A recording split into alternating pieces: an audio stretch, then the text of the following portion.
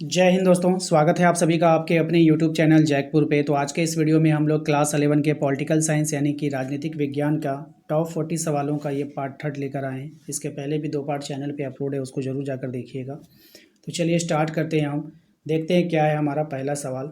सबसे पहला सवाल है आपका कि संविधान सभा के लिए चुनाव कब संपन्न हुआ था।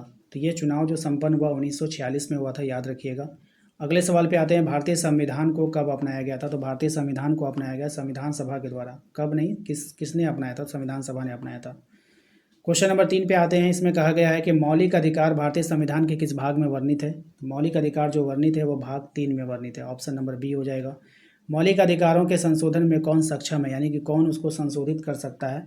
तो संसद। कौन कर सकता है, संसद कर सकता है। क्वेश्चन नंबर आते हैं हम लोग 5 पे। इसमें कह रहा है कि भारत में मनोनयन करने का अधिकार किसको है। तो भारत में मनोनयन करने का जो अधिकार है वो राष्ट्र अध्यक्ष को है। ऑप्शन नंबर ए हो जाएगा। क्वेश्चन नंबर 6 पे आते हैं कि भारत में किनके चुनाव में आनुपातिक प्रतिनिधित्व चुनाव प्रणाली अपनाई जाती है। तो ये हो जाएगा ऑप्शन नंबर डी, राष्ट्रपति के चुनाव में। ठीक है। क्वेश्चन नंबर आते हैं हम लोग 7 पे। इसमें कहा गया है कि साधारण बहुमत प्रतिनिधित्व व्यवस्था के लिए गलत कथन है। क्या है आपको बतानी है। सही जवाब हो जाएगा आपका, ये प्रणाली बहुत खर्चीली है। ठीक है। क्वेश्चन नंबर आते हैं 8 पे। इसमें कह रहा है कि संघीय कार्यपालिका की व्याख्या संविधान के किस भाग में की गई है। सही जवाब हो जाएगा भाग 5 में। भारतीय संविधान के अनुसार देश का प्रथम नागरिक कौन होता है। तो देश का प्रथम नागरिक जो होगा वो राष्ट्रपति होगा। ऑप्शन नंबर बी हो जाएगा।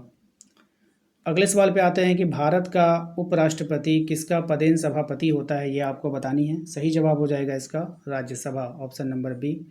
नेक्स्ट सवाल है कि प्रधानमंत्री की नियुक्ति कौन करता है। तो प्रधानमंत्री की नियुक्ति करेगा राष्ट्रपति। कौन करेगा, राष्ट्रपति करेगा। अगले सवाल पे आते हैं। क्वेश्चन नंबर 12 में कह रहा है कि लोकसभा अध्यक्ष अपना त्यागपत्र किसको देता है। तो लोकसभा का अध्यक्ष जो होगा अपना त्यागपत्र देगा लोकसभा उपाध्यक्ष को। ऑप्शन नंबर डी हो जाएगा। भारत में किसी विधेयक को धन विधेयक कौन प्रमाणित करता है। तो भारत में किसी विधेयक को धन विधेयक प्रमाणित करेगा लोकसभा अध्यक्ष। ऑप्शन नंबर सी हो जाएगा। क्वेश्चन नंबर आते हैं 14 में। इसमें कह रहा है कि विधान परिषद के सदस्य कितने वर्षों के लिए निर्वाचित होते हैं। तो ये जो निर्वाचित होते हैं 6 वर्षों के लिए निर्वाचित होते हैं, ध्यान रखना है। क्वेश्चन नंबर आते हैं 15 में। इसमें कह रहा है कि विधानसभा सदस्यों का निर्वाचन किसकी देखरेख में होता है। तो ये जो होता है आपका ऑप्शन नंबर डी, निर्वाचन आयोग की देखरेख में होता है। क्वेश्चन नंबर 16 पे आते हैं। संविधान की व्याख्या करने का अंतिम अधिकार किसे प्राप्त है। तो ये जो अधिकार प्राप्त है ये सर्वोच्च न्यायालय को है। ठीक है, ऑप्शन नंबर डी हो जाएगा। क्वेश्चन नंबर आते हैं 17 में। कह रहा है कि भारत में न्यायपालिका है। भारत का जो न्यायपालिका है वो हो जाएगा आपका स्वतंत्र न्यायपालिका है। क्वेश्चन नंबर 18 है आपका, उच्च न्यायालय के न्यायाधीश अपना त्यागपत्र किसको देता है। तो ये जो अपना त्यागपत्र देगा राष्ट्रपति को देगा। किसको देगा, राष्ट्रपति को देगा। क्वेश्चन नंबर आते हैं हम लोग 19 पर। कह रहा है कि संघ और राज्यों की विधायी संबंधों का संचालन किन सूचियों के आधार पर किया जाता है। सही जवाब हो जाएगा इसका ऑप्शन नंबर डी, संघ सूची, राज्य सूची और समवर्ती सूची। ऑप्शन नंबर डी हो जाएगा। नेक्स्ट आते हैं अगले सवाल पे। इसमें कहा गया है कि भारत में सुदृढ़ केंद्र के साथ संघीय ढांचा का विचार कहाँ से लिया गया है।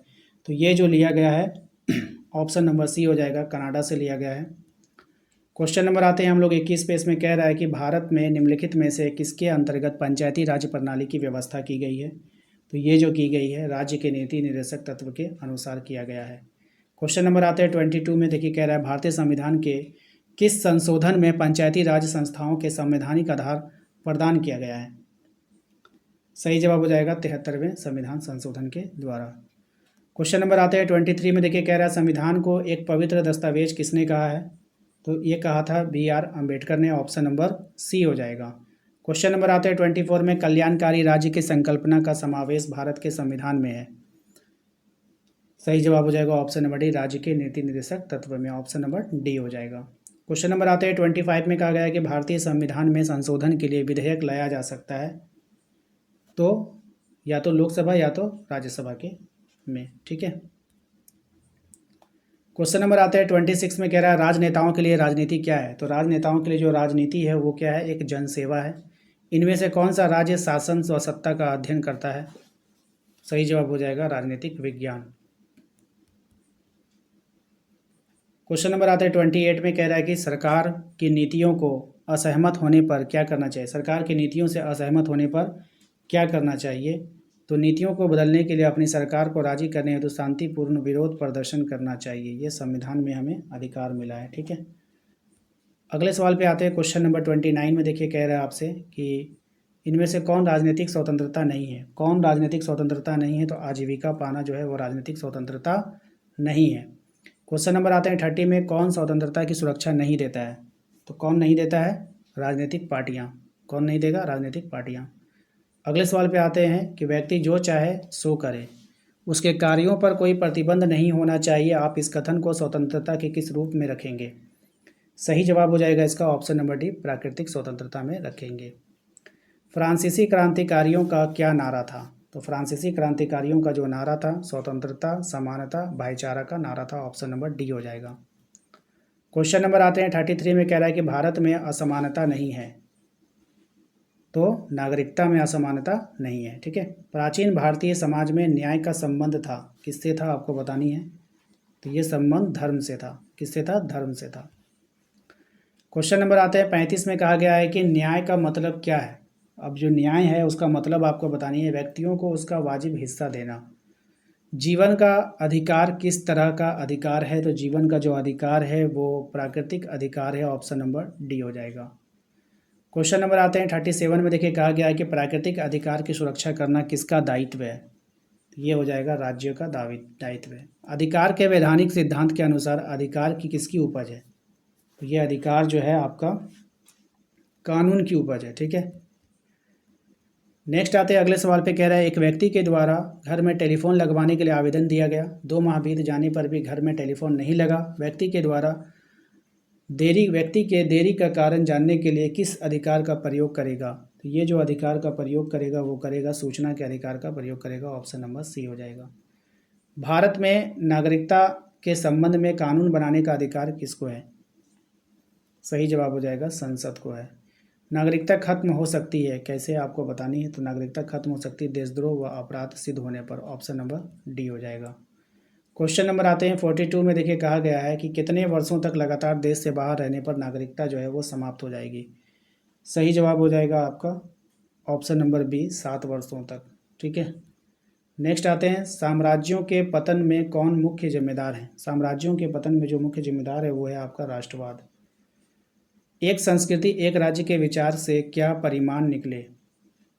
तो ये जो निकले हैं, राज्यों के सीमाओं में बदलाव आए, बहुत बड़ी जनसंख्या का विस्थापन हुआ, सांप्रदायिक हिंसा हुए। तो उपरोक्त में से सभी हो जाएगा। क्वेश्चन नंबर आते हैं 45 में, देखिए कहा गया कि धर्म सापेक्षवाद में क्या है? तो ये हो जाएगा धर्म और राजनीति से जुड़े होते हैं। क्वेश्चन नंबर आते हैं 46 में, देखिए कह रहा है कि समान नागरिक संहिता की कामना करता है। सही जवाब हो जाएगा धर्मनिरपेक्ष राज्य। कौन करता है? धर्मनिरपेक्ष राज्य करता है। नास्तिकवाद किसने समर्थन किया? नास्तिकवाद का समर्थन किसने किया आपको बताना है। तो प्रोदो ने। ठीक है। शीत युद्ध है, शीत युद्ध जो हुआ वे वार्क युद्ध है, एक तरह का वार्क युद्ध है, स्पीच वॉर। ठीक है। अगले सवाल पे आते हैं, न्यूयॉर्क स्थित विश्व व्यापार केंद्र को आतंकवादियों ने कब ध्वस्त कर दिया? सही जवाब हो जाएगा 11 सितंबर 2001 में। भारत में चिपको आंदोलन का जन्म कब हुआ है? तो भारत में चिपको आंदोलन का जो जन्म हुआ है वो हुआ है आपका, कब हुआ नहीं पूछ रहा है, किस लिए हुआ था? तो वन क्षेत्र को बचाने के लिए। ऑप्शन नंबर सी इसका करेक्ट आंसर हो जाएगा। तो आशा करते हैं कि आप लोगों को आज का ये वीडियो पसंद आया होगा। वीडियो अच्छा लगा है तो प्लीज़ वीडियो को लाइक कर दीजिएगा। चैनल पे पहली बार आएँ सब्सक्राइब करके घंटी वाले आइकन को जरूर प्रेस कीजिए ताकि आने वाली हर एक वीडियो का नोटिफिकेशन आपके मोबाइल पे जाता रहे। Thank you.